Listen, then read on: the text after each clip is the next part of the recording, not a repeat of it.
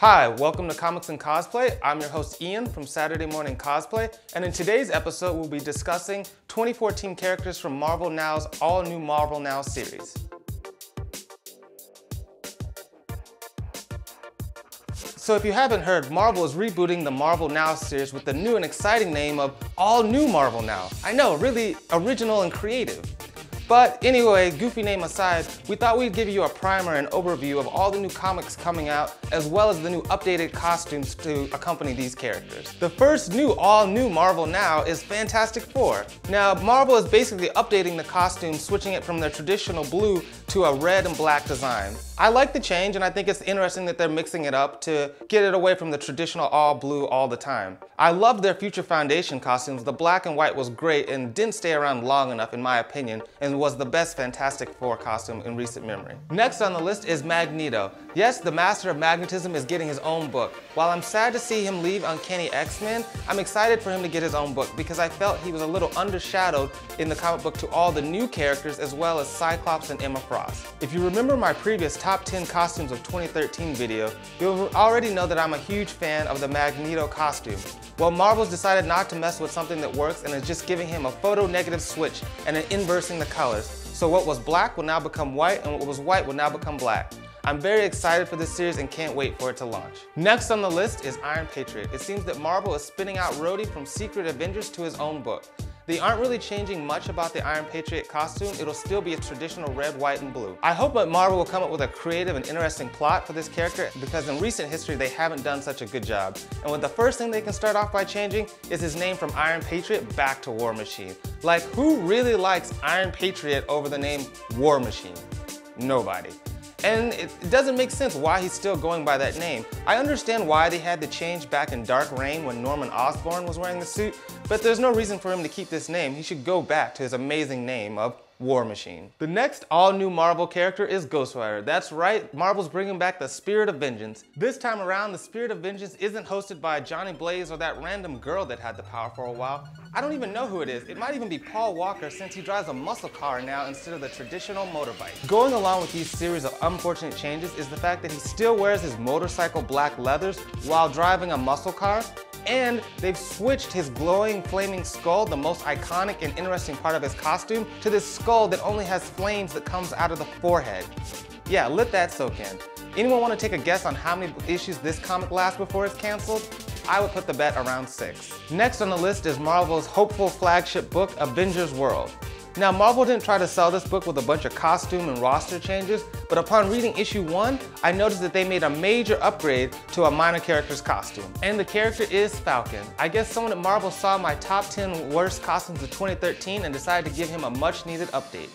Now they've changed him out of his all spandex uniform into one that's more of a armored chest piece as well as matching red pants. Additionally, they've improved his face design by taking off that random triangle that was in the middle of his forehead and turning it into more of a beak structure and overall face mask. I hope they keep this design as it looks like it's a much needed improvement over his previous costume. Sticking with the Avengers franchise, next is Uncanny Avengers. Now I haven't been reading this book, but it seems that Marvel's gonna do kind of an alternate future history, and the two main characters getting an update in this book is Havoc and Wasp. In this new alternate future, Havoc and Wasp not only are the last remaining X-Men, but seem to have become a couple in this weird alternate future. I like the changes to Havoc's design. It does have more of a Tron feel, which I'm not 100% of a fan of, but I do feel like it's an improvement over the weird headpiece he had before.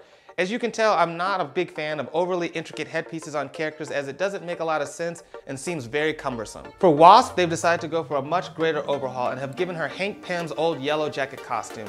Now this might sound odd, but it actually works really well and looks really great on the character. Hopefully a lot more people will cosplay this costume and we'll see a lot more of it in the future. Next on the list, Marvel decided to give a C-list character a shot at the big leagues. A plucky little obscure character by the name of Wolverine. Huh? What do you mean? He's in a ton of books? He gets a new book every 6 months and it's always the same thing, shink shink, I'm the best at what I do? Huh, that's news to me, I didn't know that. Now, I'm sure there are tons of you leaving rage hate comments down below, but hear me out. Wolverine is an overused character, and so much so that it limits writers from exploring new and interesting ideas with him. Now with that said, I have to admit I love the new Wolverine costume. They've gotten rid of the giant shoulder pads and yellow slash marks and given him a much more sleek design.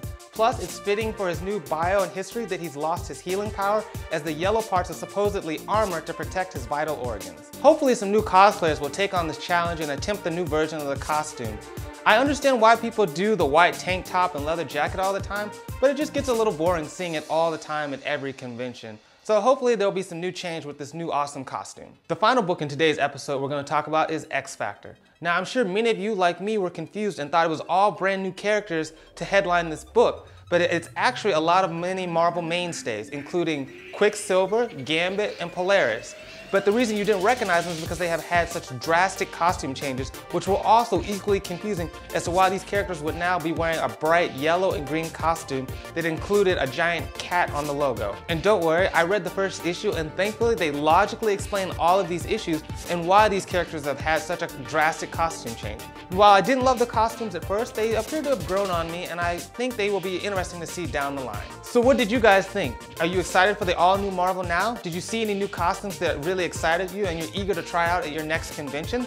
Let us know in the comment section down below.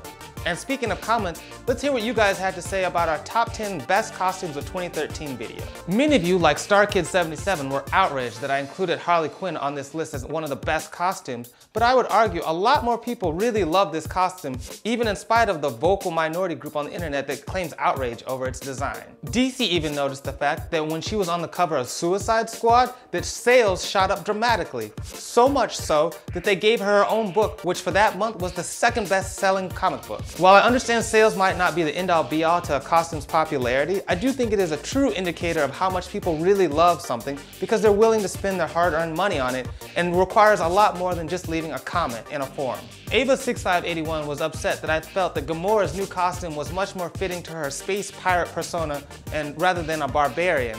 But I think just because she's a space barbarian doesn't mean she has to look like an Earth barbarian, like she's a character out of Conan or an episode of Beastmaster. And Night Raven, also a fan of the new Magneto costume, pointed out an interesting fact. The black and white color design is fitting since they're polar opposites on the color spectrum and more fitting for the master of magnetism. And that's it for today's episode. Thank you for leaving all your great comments. You guys have given us a lot of useful advice on how we can make this show better, as well as raise interesting points. And also, Comics and Cosplay has a new Twitter account. Make sure you follow us as we leave links to other great cosplay tutorials, as well as provide convention advice. Don't forget to check out my weekly article on bleedingcool.com called Bleeding Cosplay, where I feature some of the best cosplayers from around the world, as well as make sure you submit so you can be featured one day as well. As always, I'm your host Ian from Saturday Morning Cosplay, and I'll see you on the con floor.